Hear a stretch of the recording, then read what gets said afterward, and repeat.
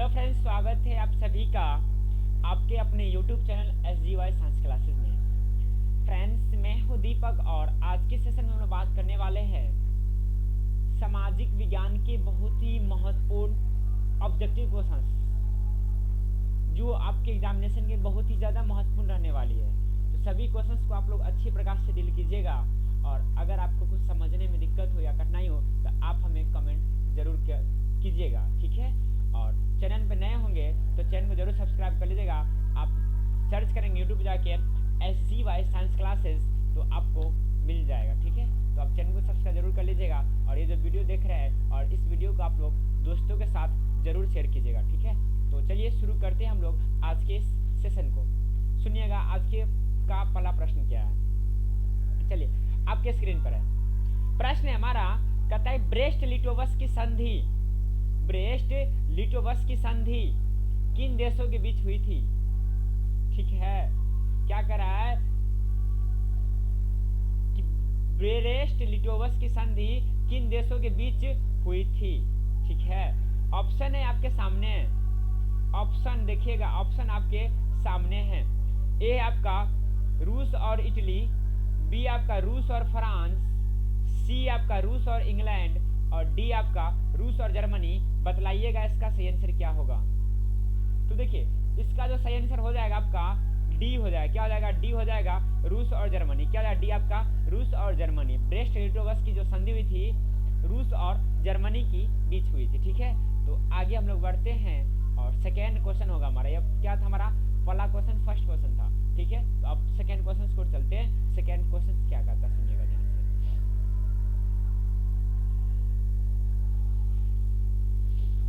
देखिए प्रश्न आपके सामने स्क्रीन पे कहता है, सेकेंड नंबर प्रश्न है, कह रहा है कि मार्च 1946 में फ्रांस तथा वियतनाम के बीच होने वाले समझौता किस नाम से जाना जाता है।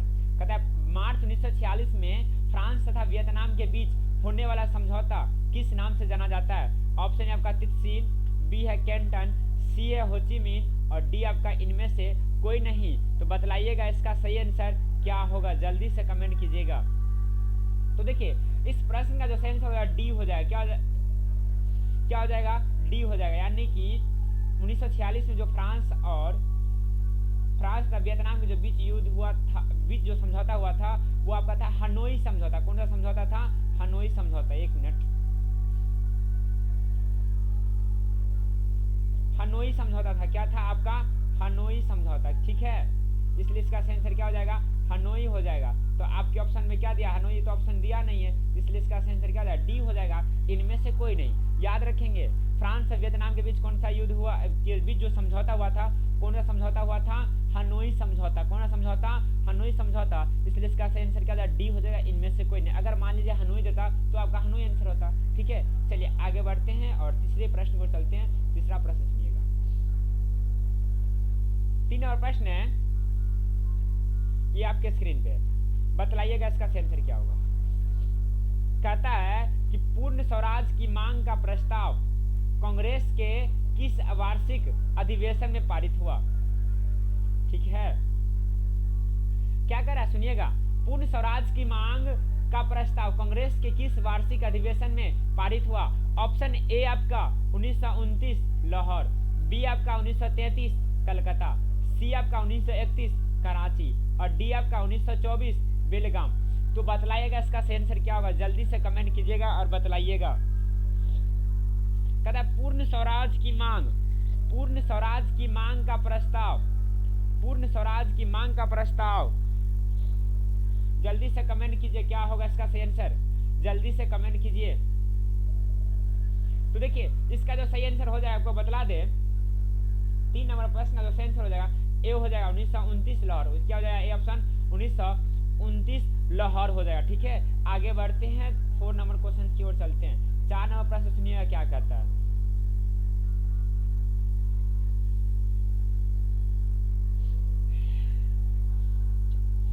कहता है वल्लभ भाई पटेल, एक मिनट, कहता वल्लभ भाई पटेल को सरदार की उपाधि किस किसान आंदोलन के दौरान दी गई। वल्लभ भाई पटेल को सरदार की उपाधि कहते ना सरदार वल्लभ भाई पटेल, तो उनको जो सरदार की जो उपाधि दिया गया था ना, किस किसान आंदोलन के दौरान दिया गया? ऑप्शन ए आपका बारदोली, बी है आपका अहमदाबाद, सी आपका खेरा और डी आपका चंपारण। तो बतलाइएगा इसका सही आंसर क्या होगा। तो देखिए इसका जो सही आंसर हो जाएगा बारदोली आंदोलन। कौन सा आंदोलन? बारदोली आंदोलन के दौरान वल्लभ भाई पटेल क्या दिया गया था? सरदार की उपाधि दिया गया था, इसलिए इनका पूरा नाम सरदार वल्लभ भाई पटेल कहते हैं ना। सरदार की जो उपाधि दिया गया था बारदोली आंदोलन के दौरान दिया गया था। ठीक है, चलिए आगे बढ़ते हैं हम लोग और अगले प्रश्न में चलते हैं। अगला प्रश्न सुनिएगा क्या है, 5 नंबर होगा। ठीक है,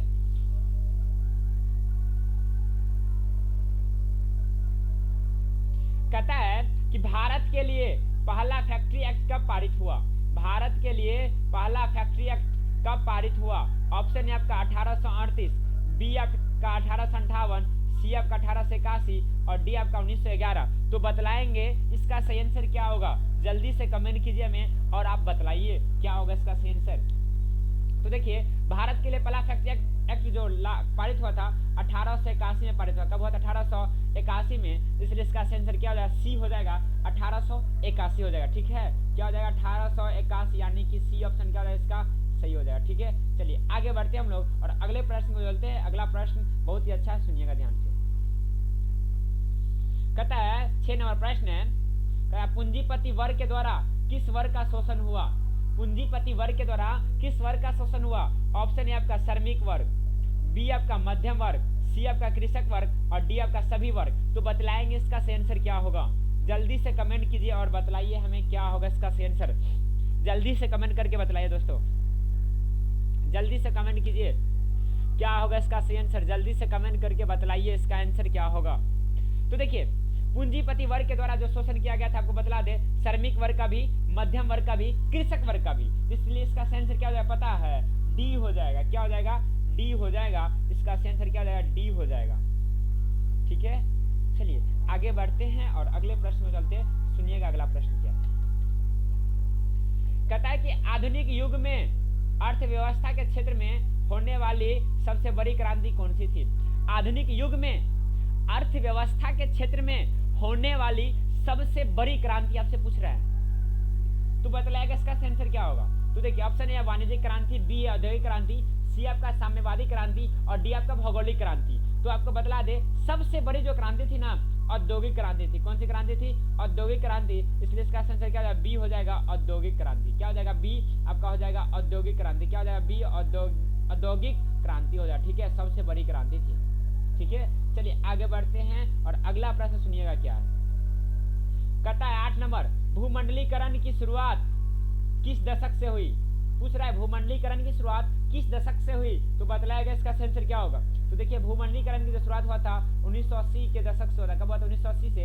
इसलिए इसका आंसर क्या होगा? डी हो जाएगा, 1980। क्या हो जाएगा? डी आंसर हो जाएगा इसका, 1980 हो जाएगा। ठीक है, चलिए आगे बढ़ते हैं हम लोग और अगले प्रश्न में चलते हैं। अगला प्रश्न सुनिएगा। कहता है गुटेनबर्ग ने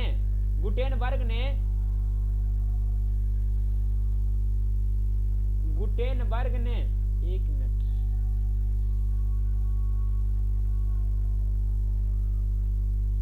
गुटेनबर्ग ने सर्वप्रथम किस पुस्तक की छपाई की? गुटेनबर्ग ने सबसे पहले किस पुस्तक की छपाई की? ऑप्शन है आपका कुरान, बी आपका गीता, सी आपका हदीस और डी आपका बाइबिल। तो आपको बतला दे कि गुटेनबर्ग जो था सर्वप्रथम जो पुस्तक की छपाई किया था आपका बाइबिल का। किसका किया था? बाइबिल का। इसलिए इसका आंसर क्या हो जाएगा? डी हो जाएगा, बाइबिल हो जाएगा। क्या हो जाएगा? डी आपका बाइबिल हो जाएगा। ठीक है, चलिए आगे बढ़ते हैं हम लोग और अगले प्रश्न को चलते हैं। सुनिए अगला प्रश्न क्या है? 10 नंबर प्रश्न है। क्या हमारा? 10 नंबर। कहता है विश्व में सर्वप्रथम मुद्रण की शुरुआत कहाँ हुई? कहता है विश्व में सर्वप्रथम मुद्रण की शुरुआत कहाँ हुई? ऑप्शन है आपका भारत, बी है जापान, सी है आपका चीन, डी है आपका अमेरिका। जल्दी से कमेंट करके बतलाइए क्या होगा इसका आंसर। तो देखिए विश्व में सबसे पहले मुद्रण की जो शुरुआत हुआ था चीन में हुआ था। कहाँ हुआ था? चीन में हुआ था। इसलिए इसका सही आंसर क्या हो जाएगा?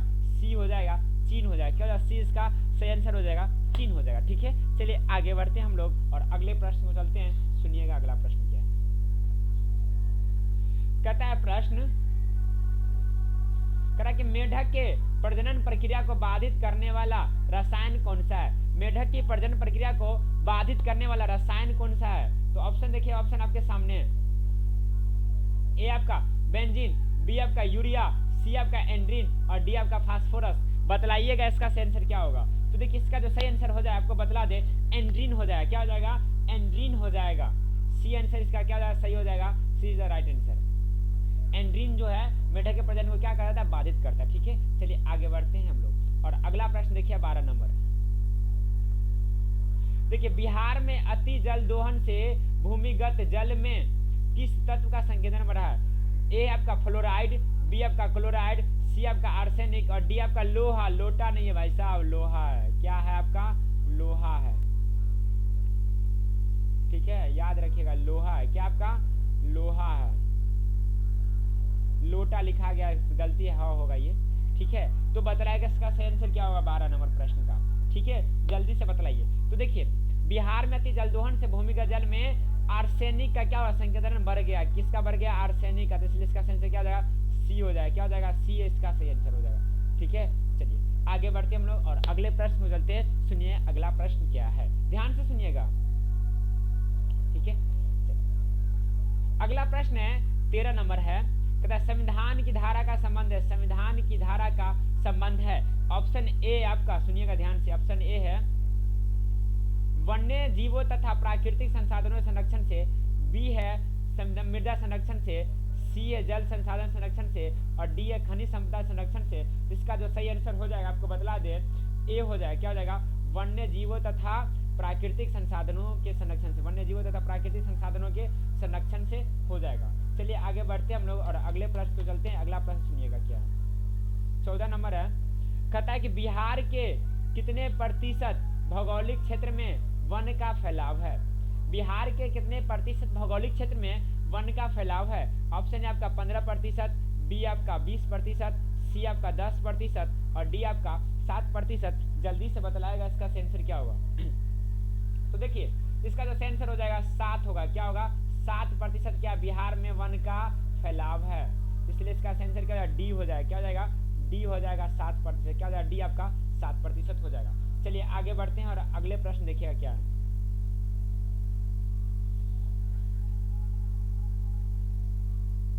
अगला प्रश्न आपके सामने स्क्रीन पे।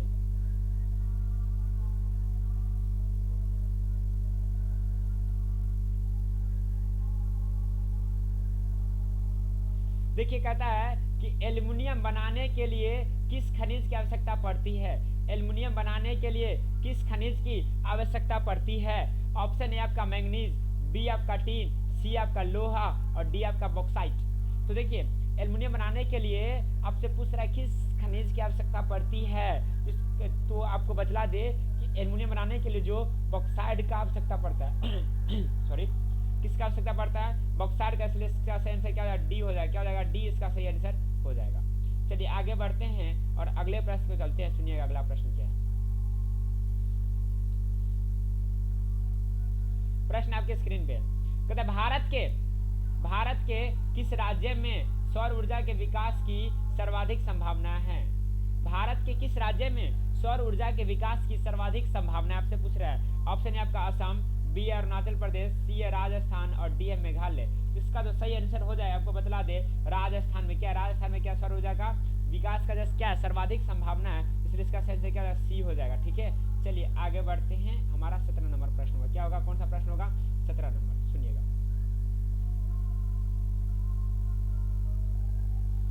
17 है। निम्नलिखित में से कौन छोटे पैमाने का उद्योग है? छोटे पैमाने का उद्योग पूछ रहा है और ऑप्शन देखिए, ऑप्शन आपके सामने है। कहता है ए है चीनी उद्योग, बी है कागज उद्योग, सी है खिलौना उद्योग और डी है विद्युत उपकरण उद्योग। तो छोटे उद्योग पूछ रहा है। क्या हो रहा है? छोटे पैमाने का उद्योग। तो बतलाएगा इसका आंसर क्या होगा, जल्दी से कमेंट कीजिए। तो देखिए छोटे पैमाने का जो उद्योग आपका खिलौना उद्योग है। कौन सा उद्योग है? खिलौना उद्योग। इसलिए इसका आंसर क्या होगा? सी हो जाएगा। क्या हो जाएगा? सी इसका आंसर हो जाएगा। ठीक है, आगे बढ़ते हैं हम लोग और अगले प्रश्न को चलते हैं और अगला प्रश्न सुनिएगा, बहुत ही अच्छा है, ध्यान से सुनिएगा। ठीक है, कहता है देश में कितने विशेष आर्थिक क्षेत्र विकसित है? तो देखिए ये विकामिन नहीं है, ठीक है, टाइपिंग मिस्टेक है। तो देखिए देश में आपसे पूछ रहा विशेष आर्थिक क्षेत्र, ठीक है। तो देखिए इसका जो सही आंसर हो जाएगा डी हो जाएगा। क्या कितना है? 5 है। कितना है? 5 है। तो इसलिए इसका आंसर क्या होगा? डी हो जाएगा। ठीक है, आगे बढ़ते हम लोग और अगले प्रश्न में चलते हैं। अगला प्रश्न सुनिएगा। प्रश्न कहता है बिहार की सीमा में रेल मार्ग की कुल लंबाई कितनी? बिहार में जो है रेल मार्ग उसकी लंबाई आपसे पूछ रहा है, बिहार की सीमा में। ऑप्शन आपके सामने है। कहता है ऑप्शन ए 6283, बी ए 5243, सी ए 7283 और डी 8500 किलोमीटर। तो बतलाएगा इसका सेंसर का बिहार में रेल मार्ग की लंबाई पूछ रहा है कितना विकसित है। तो देखिए इसका जो सही आंसर हो जाएगा ए हो जाएगा। क्या हो जाएगा? ए हो जाएगा 6283 किलोमीटर। क्या हो जाएगा? 6283 किलोमीटर हो जाएगा। ठीक है, चलिए आगे बढ़ते हैं और अगले प्रश्न में चलते हैं। और 20 नंबर प्रश्न है, सुनिएगा ध्यान से। कहते तल चिन्ह की सहायता से किसी स्थान विशेष की मापी गई ऊंचाई को क्या कहा जाता है? ऑप्शन ए आपका स्थानिक ऊंचाई, बी है विशेष ऊंचाई, सी है समोच्च रेखा और डी आपका त्रिकोणमितीय स्टेशन। जल्दी से बतलाइएगा इसका आंसर क्या होगा। तो तल चिन्ह की सहायता से किसी स्थान विशेष की मापी ऊंचाई को जो कहते हैं स्थानिक ऊंचाई कहते हैं। क्या कहते हैं? स्थानिक ऊंचाई कहते हैं। इसलिए इसका आंसर क्या हो जाएगा? ए हो जाएगा। क्या हो जाएगा? ए आंसर इसका सही हो जाएगा। ठीक है, चलिए आगे बढ़ते हैं और अगले प्रश्न में चलते हैं। अगला प्रश्न 21 नंबर कहता है जब हम लैंगिक विभाजन की बात करते हैं तो हमारा अभिप्राय होता है। कहता है जब हम लैंगिक विभाजन की बात करते हैं तो हमारा अभिप्राय होता है। ऑप्शन ए है आपका स्त्री और पुरुष के बीच जैविक अंतर, बी आपका समाज द्वारा स्त्रियों और पुरुषों को दी गई असमान भूमिकाएं, सी है आपका सी देखिएगा सी आपका बालक और बालिकाओं की संख्या का अनुपात और डी आपका लोकतांत्रिक व्यवस्थाओं में महिलाओं को मतदान का अधिकार न मिलना। तो देखिए इसका जो सही आंसर हो जाएगा आपको बतला दे, बी हो जाएगा। क्या हो जाएगा? समाज द्वारा स्त्रियों और पुरुषों को दी गई क्या असमान भूमिकाएं। ठीक है, चलिए आगे बढ़ते हैं और अगले प्रश्न में चलते हैं। 22 नंबर है, बहुत ही अच्छा प्रश्न है, सुनिएगा ध्यान से। कहता है कि भारतीय संविधान के बारे में इनमें से कौन सा कथन सही है? यानी कि सही आपको छाटना है, यानी कि 3 ऑप्शन क्या है गलत है और 1 ऑप्शन क्या है सही बतला रहा है। कहता है यह धर्म के आधार पर भेदभाव की मनाही करता है। क्या करा? यह धर्म के आधार पर भेदभाव को मनाही करता है। हाँ बिल्कुल करता है, इसलिए इसका आंसर क्या हो जाएगा? ए हो जाएगा। धर्म के आधार पर भेदभाव नहीं करने के लिए। यह अगला है, यह एक धर्म राज के धर्म मानता है? नहीं मानता है भाई साहब। कहता है लोगों को भी धर्म मानने की आजादी नहीं है? नहीं, बिल्कुल आजादी है, लोगों को कोई भी धर्म मानने की बिल्कुल आजादी है। कहता है महिलाओं को मतदान का अधिकार का अभाव है? बिल्कुल अभाव नहीं है, अधिकार है महिलाओं को। तो इसका आंसर क्या है? ए हो जाएगा। क्या हो जाएगा? इसका आंसर ए हो जाएगा। ठीक है, यह धर्म के आधार पर भेदभाव क्या करता है? मनाही करता है, यानी कि मनाही करता है। ठीक है, आगे बढ़ते हैं और 23 नंबर प्रश्न सुनिएगा। 23 नंबर कहता है कि सत्ता में साझेदारी सही है क्योंकि सत्ता में साझेदारी सही है क्योंकि यह ऑप्शन है यह विविधता को अपने में समेट लेती है, बी ये देश की एकता को कमजोर करती है, सी आपका फैसले लेने में देरी कराती है और डी आपका विभिन्न समुदायों के बीच टकराव कम करती है। तो सत्ता में साझेदारी सही है क्योंकि इसका जो आंसर हो जाए आपको बतला दे, क्योंकि देश की एकता को कमजोर करती। क्या करती है? देश की एकता को क्या करते हैं? कमजोर करती है। इसका आंसर क्या हो जाएगा? बी हो जाएगा। ठीक है, आगे बढ़ते हैं हम लोग 24 नंबर पे। देखिए 24 नंबर प्रश्न है हमारा, क्या कहता है? कहता है वर्ष 1975 को भारतीय राजनीति में किस लिए जाना जाता है? वर्ष 1975 ईस्वी को भारतीय राजनीति में किस लिए जाना जाता है? ऑप्शन है आपका इस वर्ष आम चुनाव हुए थे क्या, बी है श्रीमती इंदिरा गांधी प्रधानमंत्री बनी थी, सी है देश में आपातकाल लागू हुआ था और डी आपका जनता पार्टी की सरकार बनी थी। तो देखिए इसका आंसर जल्दी से कमेंट कीजिए।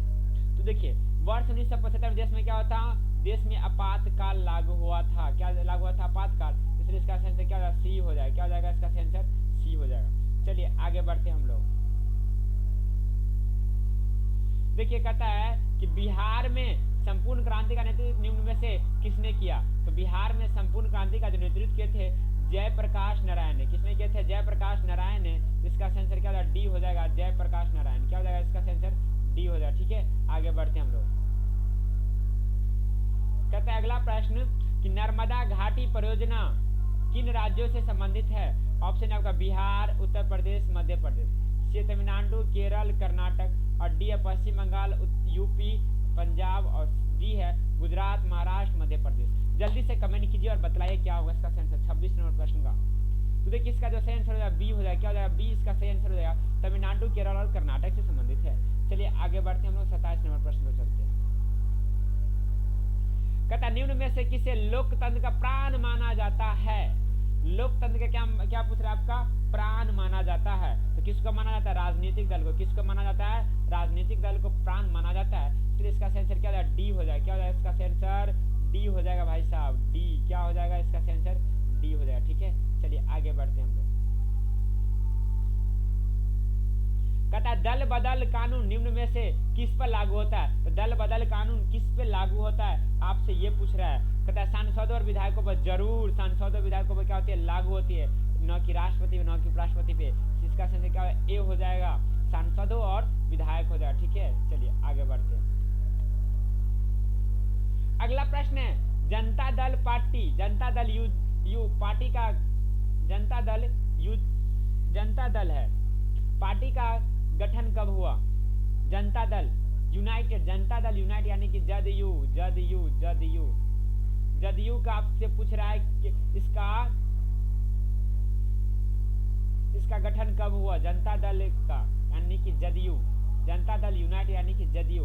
तो देखिए जनता दल यूनाइटेड का जो गठन हुआ था आपको बतला दे 1999 हुआ था। कब हुआ था? 1999 में। इसलिए इसका सही क्या बी हो जाएगा, 1999 हो जाएगा। ठीक है, आगे बढ़ते हम लोग। अगला प्रश्न देखिएगा, कहता है निम्न में से कौन अर्थव्यवस्था के प्राथमिक क्षेत्र में सम्मिलित है? निम्न में से देखिए अर्थव्यवस्था कितने क्षेत्र बांटा गया? 3 क्षेत्र में, प्राथमिक क्षेत्र, द्वितीय क्षेत्र और तृतीय क्षेत्र। ठीक है, तो प्राथमिक क्षेत्र यानी कि सबसे प्रथम क्षेत्र में किसे रखा गया ये आपसे पूछ रहा है। तो किसे रखा गया है? सेवा क्षेत्र को। किसको? सेवा क्षेत्र, एक मिनट, कृषि क्षेत्र को प्राथमिक में, और तृतीयक में रखा गया सेवा को, और द्वितीयक में औद्योगिक को। ठीक है, इसलिए इसका आंसर क्या बी हो जाएगा, कृषि क्षेत्र हो जाएगा। क्या हो जाएगा इसका आंसर? बी हो जाएगा। ठीक है, चलिए आगे बढ़ते हम लोग और अगले प्रश्न चलते हैं। सुनिएगा अगला प्रश्न, कहता है जिस देश की प्रति व्यक्ति आय अधिक होती है वह देश कहलाता है। जिस देश का प्रति व्यक्ति आय क्या हो? अधिक हो, यानी कि लोग क्या वहाँ के जो जनता है वो ज्यादा, उनका क्या हो? आय, इनकम ज्यादा हो, तो वो देश क्या कहलाएगा? तो इसका सही आंसर जो हो जाएगा आपको बतला दे, विकसित कहलाएगा। ऑटोमेटिक क्या कहलाएगा? जब प्रति व्यक्ति आय क्या अधिक होगा तो विकसित ना कहलाएगा जी। इसका सही आंसर क्या होगा? बी हो जाएगा। क्या हो जाएगा इसका सही आंसर? बी हो जाएगा। आगे बढ़ते हम लोग और अगले प्रश्न को चलते हैं। कहता बिहार के किस जिले की प्रति व्यक्ति आय सर्वाधिक, यानी कि सबसे अधिक आपसे पूछ रहा है। क्या है? सबसे अधिक है। तो सबसे अधिक किसका है? पटना का है। किसका है? पटना का। इसलिए इसका सही क्या हो जाएगा? ए हो जाएगा। क्या हो जाएगा? ए आंसर हो जाएगा। चलिए आगे बढ़ते हैं हम लोग अगले प्रश्न चलते हैं। कहता है भारत का केंद्रीय बैंक कौन सा है? तो भारत का केंद्रीय बैंक कौन सा है? भारतीय रिजर्व बैंक ऑफ इंडिया यानी कि आरबीआई। क्या है इसका? आरबीआई, भारतीय रिजर्व बैंक यानी कि रिजर्व बैंक ऑफ इंडिया। क्या है इसका? आरबीआई। ठीक है, चलिए आगे बढ़ते, एक मिनट यहाँ पे लिख दिया, आरबीआई भी कहते हैं reserve bank of India. RBI का फुल फॉर्म क्या है? रिजर्व बैंक ऑफ इंडिया यानी कि भारतीय रिजर्व बैंक हिंदी में। ठीक है, चलिए आगे बढ़ते हम लोग। अगला प्रश्न है व्यावसायिक बैंकों का सर्वप्रथम राष्ट्रीयकरण कब किया गया? व्यावसायिक बैंकों का सर्वप्रथम राष्ट्रीयकरण कब किया गया? तो व्यावसायिक बैंकों का जो सबसे पहले यानी कि सर्वप्रथम राष्ट्रीयकरण जो किया गया था आपको बतला दे, ऑप्शन ए आपका 1966, बी 1980, सी 1969 और डी 1975। जल्दी से कमेंट कीजिए और बताइए इसका आंसर क्या होगा। जल्दी से 34 नंबर प्रश्न का आंसर जल्दी से बताइए, कमेंट कीजिए। तो देखिए इसका जो सही आंसर हो जाएगा सी हो जाएगा। क्या हो जाएगा? सी हो जाएगा 1969 हो जाएगा। क्या हो जाएगा? सी 1969 हो जाएगा। ठीक है, आगे बढ़ते हैं हम लोग और अगला प्रश्न सुनिएगा क्या है। अगला प्रश्न आपके स्क्रीन पे कहता है कि ऊर्जा के मुख्य स्रोत क्या है? ऊर्जा के मुख्य स्रोत क्या है? ऑप्शन ए आपका कोयला, बी आपका पेट्रोलियम, सी है विद्युत और डी इनमें सभी। तो ऊर्जा के मुख्य स्रोत सभी है, कोयला भी है, पेट्रोलियम भी है, विद्युत भी है। इसके लिए इसका आंसर क्या होगा? डी हो जाएगा। क्या हो जाएगा इसका आंसर? डी हो जाएगा। क्या हो जाएगा इसका आंसर? डी हो जाएगा। आगे बढ़ते हैं, देखिए प्रश्न है कहता है इनमें से कौन सी बहुराष्ट्रीय कंपनी है? बहुराष्ट्रीय कंपनी है। आप तो देखिए बहुराष्ट्रीय कंपनी आपसे पूछ रहा है। ऑप्शन ए आपका फोर्ड मोटर्स, बी आपका सैमसंग, सी है कोका कोला, डी है इनमें से सभी। देखिए सैमसंग भी आपका बहुराष्ट्रीय, कोका कोला भी और फोर्ड मोटर्स भी। इसका सही आंसर क्या होगा? डी हो जाएगा। क्या हो जाएगा? डी इसका सही आंसर हो जाएगा। ठीक है, डी हो जाएगा, इनमें से सभी हो जाएगा। क्या हो जाएगा? डी इनमें से सभी हो जाएगा। और 37 नंबर प्रश्न देखिए, अब अगला 36 हो गया, 37 देखिए क्या कर रहा है। 37 आपके स्क्रीन पे पढ़िएगा। कहता है उपभोक्ता अधिकार दिवस कब मनाया जाता है? उपभोक्ता अधिकार दिवस कब मनाया जाता है? तो उपभोक्ता अधिकार दिवस कब मनाया जाता है? 15 मार्च को मनाया जाता है। कब मनाया जाता है? 15 मार्च को। इसलिए इसका आंसर क्या 15 मार्च हो जाएगा। चलिए आगे बढ़ते हैं, हम लोग अगले प्रश्न में चलते हैं। कहता है यदि किसी वस्तु या सेवा का मूल्य 20 लाख से अधिक तथा 1 करोड़ से क्या है कम है, तो उपभोक्ता कहाँ शिकायत कर सकता है? शिकायत करने की बात करा तो कहाँ करेगा? राज्य आयोग में करेगा। कहाँ करेगा? राज्य आयोग में करेगा। चलिए आगे बढ़ते हैं। कहता है सुनामी का प्रमुख कारण क्या है? सुनामी कहाँ, ये भी पूछता है सुनामी कहाँ आता है? समुद्र में आता है। वैसे अब कहाँ आता है? समुद्र में। तो देखिए समुद्र में क्या भूकंप का आना सुनामी का क्या मुख्य कारण है, इसलिए इसका आंसर क्या हो जाएगा? ए हो जाएगा। ये भी पूछता है सुनामी कहाँ आता है, तो याद रखेंगे समुद्र में आता है। कहाँ आता है? समुद्र में। ठीक है, चलिए और 40 नंबर प्रश्न है हमारा। कहता है भूकंप केंद्र के ऊर्ध्वाधर पृथ्वी पर स्थित केंद्र को क्या कहा जाता है? ऑप्शन है आपका भूकंप केंद्र, बी अधिक केंद्र, सी है केंद्र और डी है इनमें से कोई नहीं। जल्दी से बताइए क्या होगा इसका आंसर, जल्दी से कमेंट कीजिए। तो देखिए भूकंप केंद्र के ऊर्ध्वाधर पृथ्वी पर स्थित केंद्र को क्या कहते हैं? अधिक केंद्र कहते हैं। क्या कहते हैं? अधिक केंद्र कहते हैं। इसलिए इसका आंसर क्या होगा? बी हो जाएगा। क्या हो जाएगा इसका आंसर? बी हो जाएगा।